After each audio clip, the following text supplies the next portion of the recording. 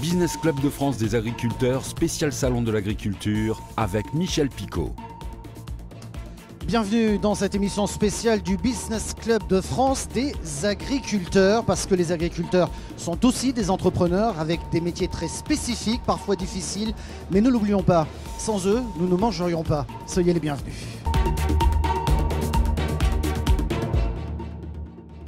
Et nous sommes effectivement ici au cœur du salon de l'agriculture avec nos invités.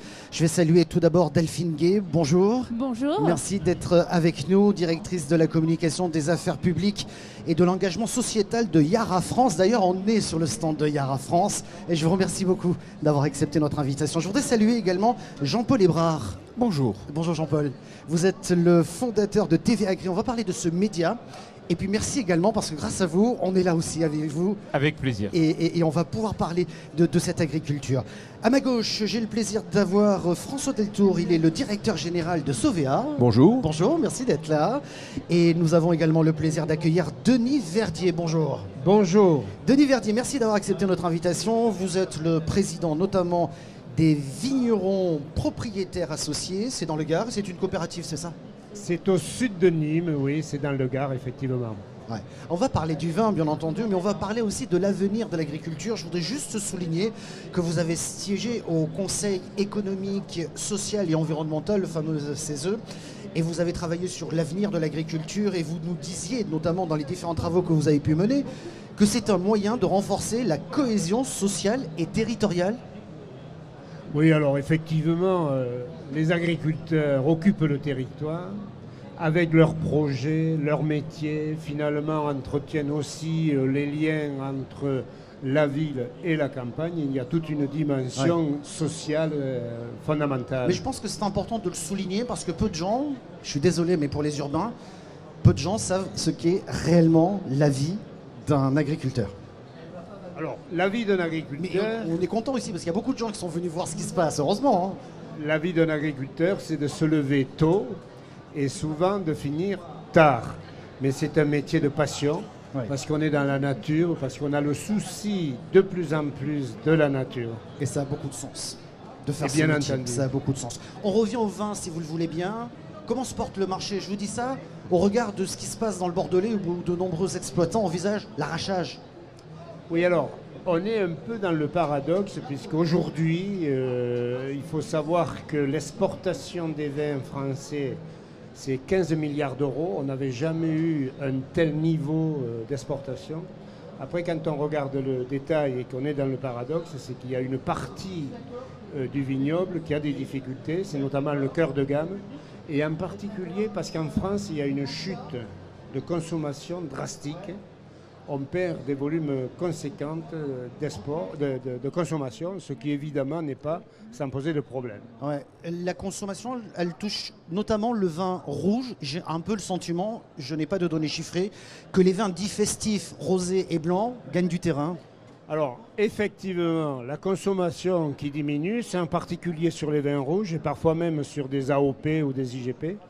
Mais par contre, les vins blancs se maintiennent bien. On dit d'ailleurs qu'en grande partie, c'est grâce aux dames qui consomment et qui entraînent ça vous fait vers le blanc. Delphine. Et puis les rosés, parce que Les ça rosés, se consomme non, pas plus. au repas. Blanc. Et rouge quand même, hein. Je Ouais. pense que le rosé un peu moins de mon côté, mais Alors, blanc et le rouge, rosé- oui, je confirme. Ouais. Bon, alors on va dire que le rosé à consommer avec modération, bien entendu. C'est plutôt le sud, c'est plutôt chez vous. Le rosé est devenu aujourd'hui un produit qu'on exporte. Et par exemple, aux États-Unis, les côtes de Provence ont des chiffres remarquables. Donc effectivement, c'est un produit qui est devenu à la mode. Ouais. Et qui peut générer de nouvelles ressources, si j'ose dire, pour la profession. Exactement, ça crée en tout cas un certain espoir. Ouais. Alors, vous avez imaginé quelque chose pour la relève. Oui, alors, effectivement, dans nos métiers, le coût de l'installation est considérable. Il faut acheter du foncier, il faut évidemment s'équiper en matériel, il faut avoir le fonds de roulement nécessaire, il faut avoir les marchés. C'est extrêmement compliqué et lourd financièrement. C'est une enveloppe autour de 600 000 € minimum pour pouvoir y aller, c'est Exactement, ça, hein? sur un vignoble de cœur de gamme, il faut compter autour d'un investissement de l'ordre de 600 000 euros pour un jeune qui débute avec une exploitation de l'ordre de 10-15 hectares. Voilà. Oui. Donc, effectivement, ça calme. Il y a très peu de jeunes qui s'installent. Et aujourd'hui, la succession n'est pas assurée, quoi. On n'est pas assuré d'avoir suffisamment de bras qui acceptent, etc. Donc, on a imaginé une formule pour porter le foncier avec un premier constat. La France n'a jamais eu autant d'épargne que cette période. D'une part, ça paraît paradoxal, mais c'est comme ça. Et avec à côté de ça, la loi Madeleine qui permet de la défiscalisation sur les investissements qui sont vertueux. Donc nous avons créé une société qui a vocation à faire appel à l'épargne. Et avec cette épargne, on constitue un fonds qui va porter le foncier en mettant un jeune qui s'installera en fermage avec une obligation de rachat dans 5 ans, ce qui créera un peu un effet revolving. Je ne sais pas si j'ai été clair dans l'explication. Je pense que si, mais je trouve ça assez innovant finalement. Je trouve que c'est une manière originale. Oui. Bon, je ne suis pas sûr que les banques vous regardent... Alors, les banques sont rassurées parce que si nous, on apporte dans l'installation des jeunes une partie du coût de l'investissement, ça les rassure. D'autant qu'on a la coopérative derrière qui assurera la commercialisation. Donc, c'est un projet d'entreprise que nous avons constitué. Et d'ailleurs, il s'appelle Vignoble Associé. Et sur n'importe quel moteur de recherche, vous pouvez le trouver. Voilà. J'ai juste une toute petite dernière question. Comment motiver ces jeunes pour la relève? Je suis désolé, mais on a vu que depuis plus d'un mois, il n'a pas plu. On s'aperçoit aussi qu'il y a un contexte géopolitique qui bouleverse les ventes à l'international. Il n'y a pas d'eau. Quoique vous, dans le Gard, je crois que vous avez une solution avec le Rhône, pas très loin, mais il n'y a pas d'eau partout.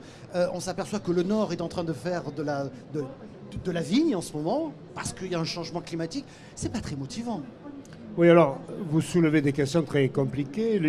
Il peut y avoir effectivement dans le nord du vignoble. Alors attention, le changement climatique, ce n'est pas que le réchauffement. Hein. Il y a aussi le froid. C'est-à-dire que le risque du gel existera d'autant plus qu'on a à la fois très froid et très chaud dans les mêmes périodes à 6 mois près. Quoi, hein. Après, la question de l'eau est terriblement difficile. Et c'est peut-être une occasion de dire... que l'eau doit être partagée, mais sans passion. Il faut poser le sujet. Ouais. On est dans un secteur où il va manquer d'eau, et donc il faut savoir comment l'utiliser. Alors que quand il pleut, cette eau, elle part vers où? Vers les mers ou océans, dont on dit que le risque, c'est qu'ils augmentent en hauteur. Donc il y a peut-être une idée d'économiser l'eau en la stockant pour la redistribuer, l'eau de pluie, pour la redistribuer quand il fait chaud. Avec de grandes bassines, mais c'est un autre débat. Oui, alors ça c'est un débat qui est difficile, mais je crois qu'il faut le dépassionner, quoi. Il faut le prendre au plan local, calmement. Je pense aussi. Delphine Gué, merci d'être là. On est chez vous, Yara France. Que faites-vous chez Yara ?